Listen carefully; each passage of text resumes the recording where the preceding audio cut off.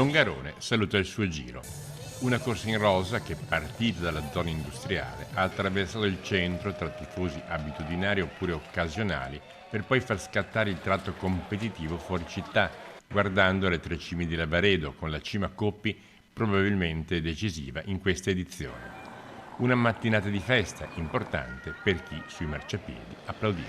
Dopo il 50°, adesso questo è il 60°, e per noi insomma porta gente, porta un po' di allegria anche sul nostro paese. È molto importante questo per Longarone perché, visto che è anche una città molto nominata per la diga, quindi è bello. È un bel evento sicuramente, una bella emozione, un po' di turismo che si muove, un po' di gente. Sicuramente un bel evento perché questo paese merita molto e forse alle volte è poco valorizzato e siamo molto contenti che il Giro passi di qua. Vuol dire intanto portare gente a Longarone, far conoscere Longarone per chi non lo conosce e poi è sempre una bella cosa. Per Longarone è una grande opportunità per vedere sia bambini che i nonni in strada, per vedere i professionisti girare, è sempre molto bella, una gioia per questa comunità sicuramente.